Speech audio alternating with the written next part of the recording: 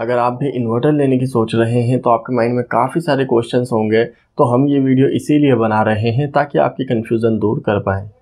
इस वीडियो में हम काफ़ी सारे टॉपिक्स कवर करेंगे, जैसे कि आपको अपने घर या ऑफिस के लोड के हिसाब से कौन सा इन्वर्टर सेलेक्ट करना है, उसके वाट से कैसे कैलकुलेट करने हैं जो कि बहुत ही इंपॉर्टेंट है, इन्वर्टर्स कितने टाइप्स के होते हैं और आपके लिए कौन सा बेस्ट है, यूपीएस एंड नॉर्मल इन्वर्टर में क्या डिफरेंस है, और इसी के साथ बैटरी के बारे में भी जानेंगे कि बैटरी किस तरह से हमें सेलेक्ट करनी है, कितने एच की होनी चाहिए, बैटरी के कितने टाइप्स होते हैं और उसका बैकअप कितना रहेगा। ये सभी कुछ हम इस वीडियो में कवर करेंगे। तो वीडियो काफ़ी इंपॉर्टेंट है, एंड तक देखते रहिएगा। और हाँ, अगर आप अपने लिए कोई अच्छा सा इन्वर्टर या बैटरी सर्च कर रहे हैं तो इन पर हम ऑलरेडी वीडियोस बना चुके हैं। उन वीडियोस का लिंक आपको ऊपर आई बटन में और नीचे डिस्क्रिप्शन बॉक्स में मिल जाएगा। आपको वो वीडियोस ज़रूर देखनी चाहिए ताकि आप अपने लिए एक अच्छा इन्वर्टर या बैटरी सेलेक्ट कर पाएँ। सबसे पहले आपको वाट्स कैलकुलेट करने हैं। आपको जो भी अप्लायंसेस लाइट जाने के बाद इन्वर्टर से यूज़ करने हैं उनके वाट्स कैलकुलेट करने हैं, पूरे घर का लोड कैलकुलेट नहीं करना है।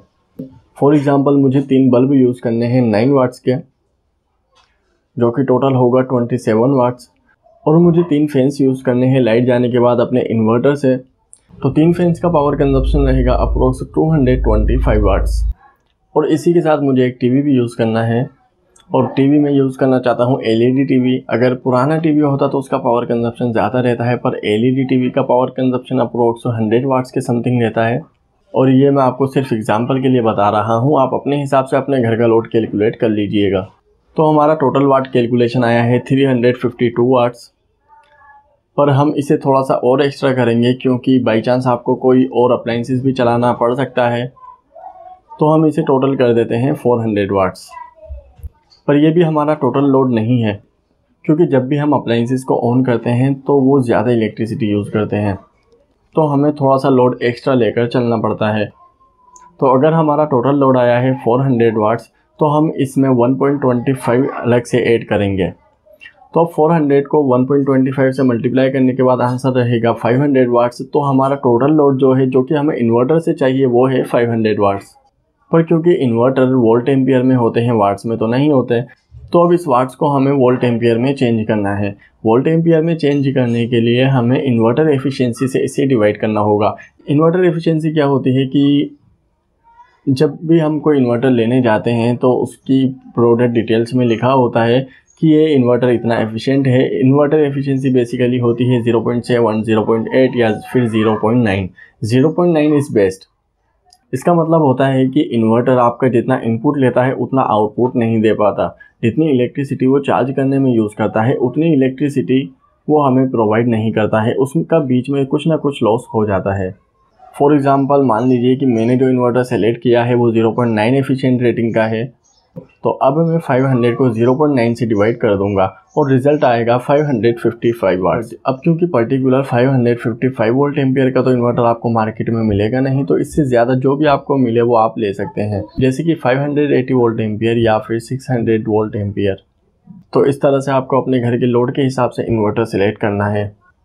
अब नेक्स्ट पॉइंट आता है यूपीएस इन्वर्टर लें या फिर नॉर्मल इन्वर्टर लें। इसको समझिए। यूपीएस अनइंटरप्टेड पावर सप्लाई, इसका बेनिफिट होता है कि जैसे ही लाइट जाती है तो इन्वर्टर कुछ ही मिली सेकेंड्स में वापस ऑन हो जाता है। मतलब कि लाइट जाती है, इन्वर्टर ऑन होता है, इस बीच आपको पता भी नहीं चलेगा कि आपका अप्लायंसेस कब ऑन हो चुके।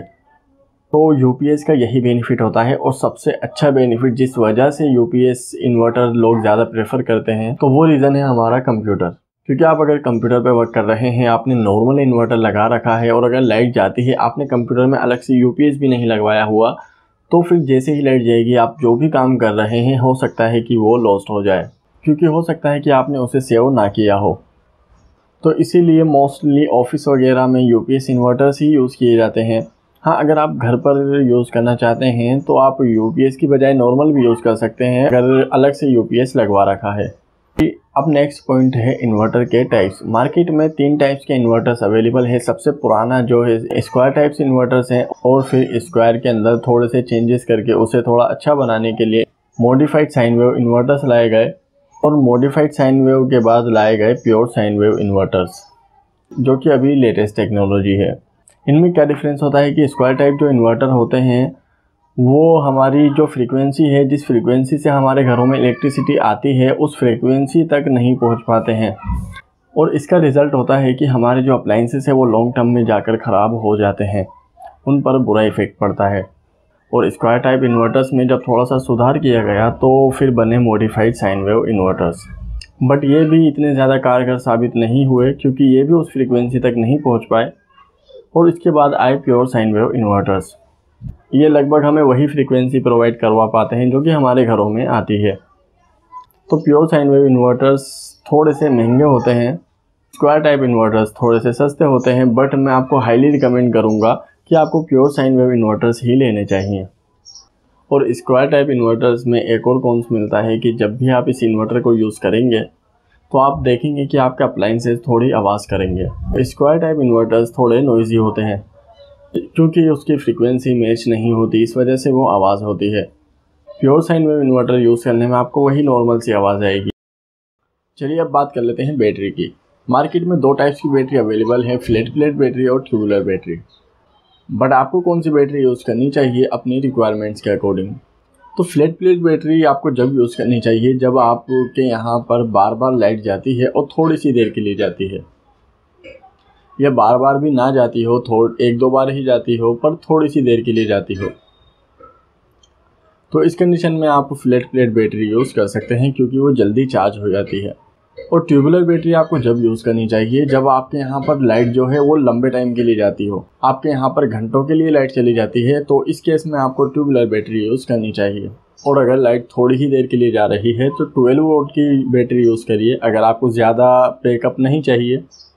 बट अगर लाइट ज़्यादा देर के लिए जा रही है तो फिर आपको 24 वोल्ट की बैटरी यूज़ करनी चाहिए। और बैटरी सेलेक्ट करने से पहले आप जब इन्वर्टर सेलेक्ट करें तो आप ये भी देख लें कि वो इन्वर्टर उसके लिए कैपेबल भी है या नहीं, कि क्या आपके इन्वर्टर में 24 वोल्ट की बैटरी सपोर्ट भी करेगी या नहीं, क्योंकि कुछ इन्वर्टर्स में 24 वोल्ट की बैटरी सपोर्ट नहीं करती है।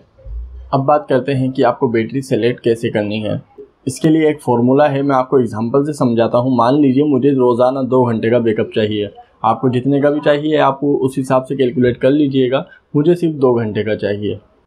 तो अब हम अपने टोटल वाट को मल्टीप्लाई करेंगे 2 से और उसे डिवाइड कर देंगे अपनी बैटरी की वोल्टेज से। वोल्टेज यानी कि अगर बैटरी 12 वोल्ट की है तो 12 से डिवाइड कर देंगे और अगर 24 वोल्ट की है तो 24 से डिवाइड कर देंगे। तो जितने भी वोल्ट की आपकी बैटरी है आपको उससे डिवाइड कर देना है। और उसके बाद हमारा टोटल नंबर आएगा AH में, यानी कि एम्पियर हावर्स में।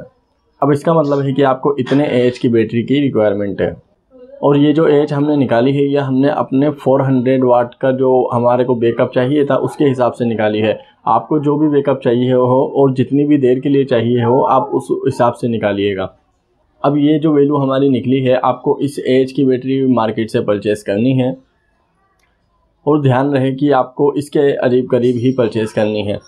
थोड़ी सी ज़्यादा आप ले सकते हैं पर बहुत ज़्यादा मत लीजिएगा, क्योंकि अक्सर लोग ये गलती कर देते हैं कि वो ज़्यादा AH की बैटरी ले लेते हैं। बट इसका नुकसान ये होता है कि जब आप बैटरी को पूरी तरह से यूज़ कर ही नहीं पाते हैं, आपकी इतनी रिक्वायरमेंट ही नहीं, आप बैटरी को डिस्चार्ज ही नहीं कर पाते, तो इस केस में बैटरी की जो कैपेसिटी होती है, जो ड्यूरेशन होती है वो कम हो जाती है। अब बात करते हैं कि आपको बैकअप कितना मिलेगा। चलिए मैं आपको एग्जांपल देता हूं, बट ये एग्जैक्ट एग्जांपल नहीं है क्योंकि बैटरी काफ़ी तरह की होती है। मार्केट में लीड एसिड बैटरीज भी हैं, जेल बैटरीज भी हैं, ट्यूबुलर बैटरीज भी हैं और अदर बैटरीज भी हैं। और हर बैटरी में आपको अलग अलग बैकअप मिलता है, हर बैटरी की एफिशिएंसी अलग है। अगर बात करें लीड एसिड बैटरी की तो mostly lead acid batteries 0.7 efficiency की आती है। और अगर हम 150 AH की 12 वोल्ट की लीड एसिड बैटरी यूज़ करते हैं हमारे 500 वाट्स लोड के लिए, तो इसका बैकअप रहेगा समथिंग 3 आवर्स टू 4 आवर्स। ये एक आइडियली लोड है, लगभग 3 से 4 के बीच में ही इसका बैकअप रहेगा। और अदर बैटरीज जो हैं उनका बैकअप भी अलग अलग रहेगा। तो ये मैं एग्जैक्ट नहीं बता सकता हूँ, बट आपको एक आइडिया दे सकता हूँ। And guys mostly time battery के पीछे ही उसका बैकअप दिया होता है कि ये आपको कितना बैकअप देगी, तो आप उसके पीछे भी देख सकते हैं। और जैसा कि मैंने बताया अलग अलग बैटरीज का अलग अलग बैकअप होता है, तो मैं सभी को इसमें कवर नहीं करूँगा, नहीं तो वीडियो काफ़ी लंबी हो जाएगी। एंड गाइस लास्ट में मैं आपको एक बात कहना चाहूँगा कि अगर आपका अब भी कोई भी डाउट हो, कोई भी हमसे सजेशन चाहिए हो, तो आप हमसे कमेंट में पूछ सकते हैं। आप हमें इंस्टाग्राम पर भी डायरेक्टली मैसेज कर सकते हैं, हम जल्द से जल्द रिप्लाई करने की कोशिश करेंगे। तो चलिए बस आज के लिए इतना ही, मिलते हैं अगली वीडियो में, तब तक के लिए।